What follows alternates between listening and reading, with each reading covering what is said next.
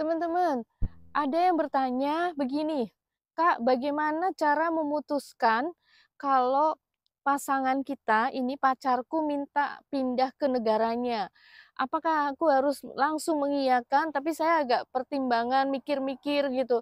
Dan gimana cara memutuskan apakah iya perlu pindah apa enggak? Kemudian lagi tantangannya apa kalau memang kita harus pindah ke negaranya? Itu ya. Itu yang jadi pemikiran salah satu teman kita yang bertanya. Kalau dari pendapat saya, kalau kamu memang sudah bersepakat ini, sudah memutuskan kalian mau menikah gitu ya. Itu sudah pasangan hidupmu, kamu harus membahas. Kalian berdua lah yang berunding, yang memutuskan, bukan orang lain, bukan keluarga dia, keluarga kita, orang tuanya atau apa. Kalian berdua. Sekarang ini calon pasangan atau apa, dia punya pekerjaan nggak? Kemudian kamu punya pekerjaan nggak? Pekerjaan dia apa? Kemudian pekerjaanmu apa?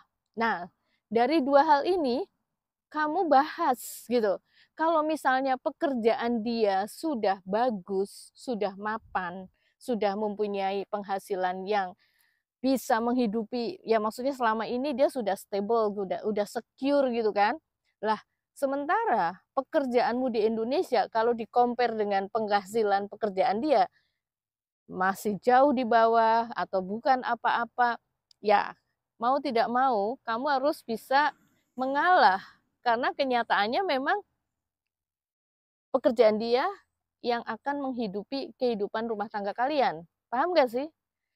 Tetapi kalau possibility-nya, Kak, aku nggak mau pindah karena kan serem gitu ya, nggak punya pengalaman, terus nanti aku harus kayak gimana gitu, hidupku kayak gimana. Lah ini tantangan dan resikonya, kamu punya pasangan orang dari luar, pasangan asing yang bukan dari negaramu sendiri. Ini memang resikonya.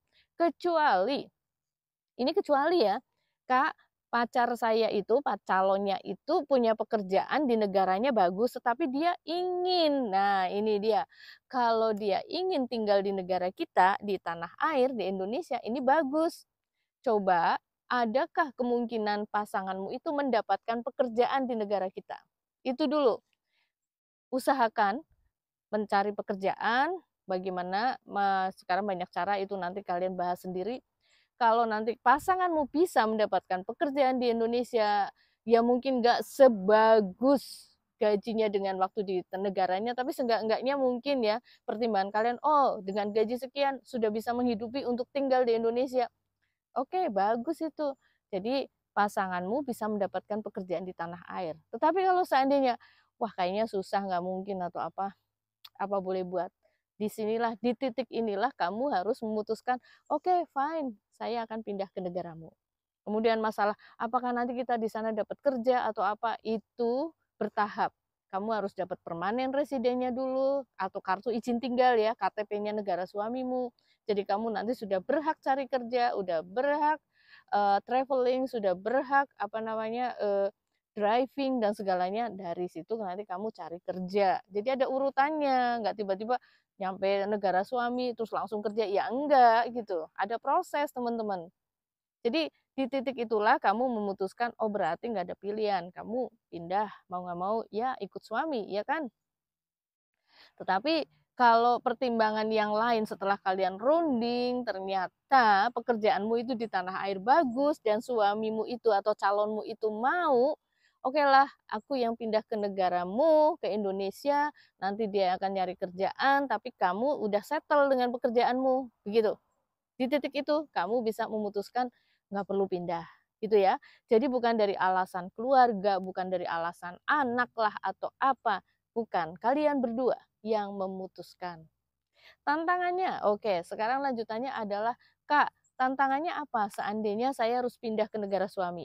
Otomatis tantangan pertama adalah mengurus izin tinggalmu. Setelah menikah, kemudian punya surat, ya kan, setelah menikah kan kalian akan mendapatkan akta pernikahan atau surat pernikahan. Nah, surat itu untuk mengajukan izin tinggal, kemudian nanti diubah menjadi permanen residen.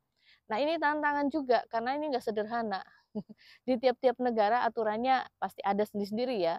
Dan ini tidak mudah, teman-teman harus bayangkan, jangan begitu pindah nanti berarti aku langsung dapat KTP negaranya suami, atau aku langsung jadi warga negaranya. No, kalau masalah itu nggak ada. Nikah terus jadi warga negaranya negara suami.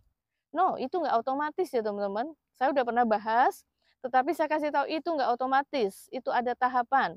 Mengurus permanen residennya negara suami, sudah pegang permanen residen negara suami, setelah kamu sebagai PR holder 3 tahun, ini kalau di Amerika ya, sebagai pemegang green card 3 tahun, baru kita qualify atau berhak untuk mengajukan. Nggak otomatis juga begitu dapat green card, oh aku bisa ngajuin nih. Nggak, 3 tahun. Nah, kalau negara lain, kalau negara Turki, kalau negara ini, ya kamu harus pelajari, negara masing-masing negara berbeda-beda. Ini kalau Amerika yang saya tahu. Balik lagi, ini juga tantangan, karena kalian juga harus pelajari negara calon suamimu. Jangan sampai salah. Karena gini teman-teman, kalau misalnya kalian nggak tahu apa-apa, kamu dapat pasangan dari warga negara Iran, dari negara Iran. Nah ini beda lagi. Setahu saya, kalau kamu menikah dengan warga negara Iran, kamu otomatis jadi WNI, WNI warga negara Iran. Saya kurang tahu negara mana saja yang bisa otomatis kayak negara Iran. Saya kurang tahu, tapi yang saya tahu pasti adalah Iran. Oke, kalian pelajari sendiri negara calon suamimu, rule dan laws-nya apa ya, aturan dan hukum-hukumnya. Jadi begini, jangan kamu pikir jadi warga negara suami itu berarti selalu keuntungan, menyenangkan, jangan ya. Jangan berpikir seperti itu. Kamu harus berpikir dalam-dalam juga.